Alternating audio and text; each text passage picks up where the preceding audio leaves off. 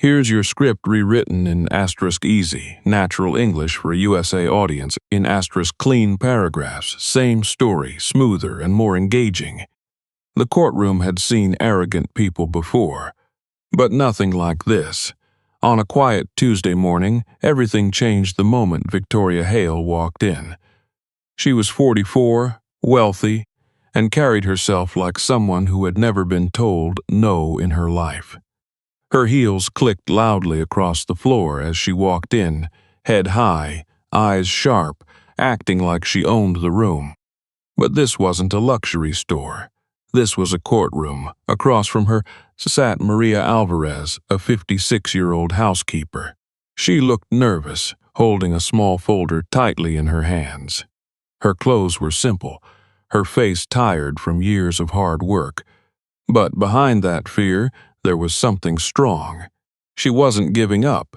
Judge Eleanor Hayes watched both of them carefully. She had seen thousands of cases in her career, and the moment Victoria sat down with that cold, dismissive look, the judge already knew this case was going to be different. On paper, the case looked simple. Victoria was suing Maria for $9,200. She claimed Maria had stolen a diamond bracelet, damaged her home, and then quit without notice. But something about it didn't feel right. The judge leaned forward slightly. "Miss Hale," she said calmly, "tell me what happened." Victoria didn't hesitate. Her voice was smooth and confident. "Your Honor, I trusted this woman. I paid her well. I gave her an opportunity, and she stole from me." Her words were sharp, controlled, almost like she had practiced them. Maria looked down, trying not to cry. The judge turned to her gently. "You'll get your chance to speak." Victoria quietly scoffed. It wasn't loud, but everyone heard it, and that was her first mistake. As the questioning continued, Victoria's attitude got worse. She interrupted the judge, spoke over her, acted like the case was already decided. The tension in the room started building. Then came the moment that changed everything. The judge asked for proof about the missing bracelet, something real, something solid. Victoria leaned back, crossed her arms, and said with a slight smile, "Your Honor, people like her don't just walk away from something valuable like that." The room went silent. Maria looked up in shock. The audience shifted uncomfortably. Even the bailiff reacted. The judge stayed calm, but her eyes changed. "People like her," she repeated slowly. Victoria didn't stop. "I think you understand what I mean," she said.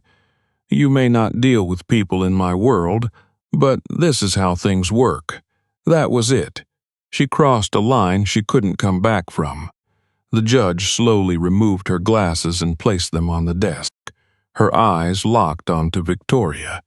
"Miss Hale," she said quietly, "I've been doing this a long time, and right now, I don't see a victim." For the first time, Victoria shifted in her seat. Something felt different now. The judge reached for a file Victoria hadn't even noticed before. "Before today," the judge said, "I reviewed new evidence submitted by Miss Alvarez." Maria looked surprised. Victoria frowned. The judge opened the file. "Miss Hale," she said, holding up a paper, "this is the check you gave Miss Alvarez for her final payment. Correct?"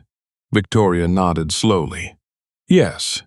And this," the judge continued, lifting another document, "is proof that you canceled that check 2 days after she deposited it." Victoria tried to speak. "That's because—" "I didn't ask why," the judge said firmly. "I asked if it's true." A pause. "Yes," the courtroom murmured. Then the judge picked up another document. "These are your text messages," she said. She started reading them out loud. Miss filled with pressure. Demands, threats, disrespect. Each one hit harder than the last. Victoria's confidence started to fade. Then came the final piece. The judge placed a photo on the desk. "This image," she said, "comes from your home security system." Victoria leaned forward, her face changed instantly. That, the judge pointed, is the bracelet you said was stolen. Everyone leaned in. The timestamp shows this photo was taken 3 days after Miss Alvarez stopped working for you. Silence. Complete silence. Victoria opened her mouth, but nothing came out. Maria covered her face, crying. The judge leaned forward. So, tell me, Miss Hale, how did she steal something that was still in your house after she left? No answer, no excuse, nothing. In that moment, everything fell apart. The power, the control, the lies. All gone, the judge sat up straight. Judgment for the defendant, she said clearly. Miss Alvarez owes you nothing. The room held its breath. But you, she continued, looking directly at Victoria, owe her everything. Victoria stared in shock. You will pay $3,500 in unpaid wages, $12, zerosen for emotional damage, and $20,000 in punitive damages. Victoria shook her head. This isn't over. Oh, it is. The judge cut her off. And this case will be reviewed for possible legal action for false reporting. That was the end. Maria broke down in tears, not from fear, but from relief. Her dignity restored. Victoria sat frozen. For the first time in her life, she had no control. As the courtroom emptied, one thing was clear. This case was never about money. It was about truth. And in that courtroom, truth won.